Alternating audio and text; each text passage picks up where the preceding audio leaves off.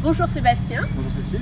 Vous êtes le fondateur d'une start-up au Japon, une start-up qui s'appelle Locarize, et nous sommes ici à Bali à l'Assemblée générale des conseils du commerce extérieur, et vous avez été sélectionné dans le concours des pitchs de start-up.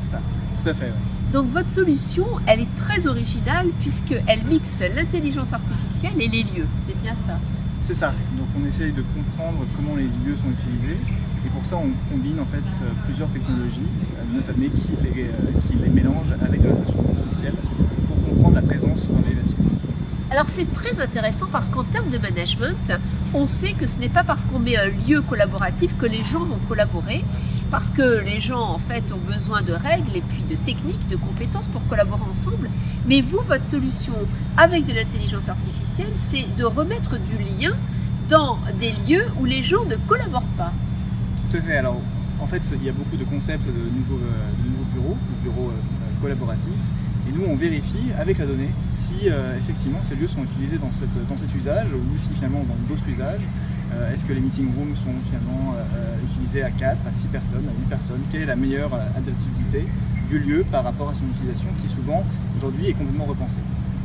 Donc vous utilisez les données, vous utilisez aussi le Wi-Fi, l'Internet, vous utilisez également peut-être les parcours des collaborateurs pour repenser le management dans ces nouveaux lieux. Oui, alors on introduit aussi une couche d'intelligence sur aussi permettre aux gens de savoir quand est-ce qu'ils vont trop travailler. C'est quelque chose qu'on voit beaucoup au Japon parce que c'est un pays où socialement il est bien vu de rester dans les lieux pour rester le plus longtemps possible, et on essaie de changer un peu ça en envoyant des petites alertes à la fois au manager et à l'employé et en prévenant bon, maintenant, au bout de 12 heures, il est temps de peut-être rentrer chez soi. Donc c'est très intéressant, grâce à l'intelligence artificielle, vous savez que telle personne dans le bureau est en train de faire des heures extra larges, de dépasser son quota, donc vous lui envoyez une alerte pour lui dire bon maintenant c'est l'heure de rentrer à la maison. Voilà, et donc c'est un problème assez spécifique au Japon, mais en fait on peut trouver dans tout type de bureau en fait, des applications de ce type. Nous on fournit la plateforme qui permet de comprendre ces comportements, et après en fonction des usages, on adapte les outils qu'on construit au-dessus de la plateforme.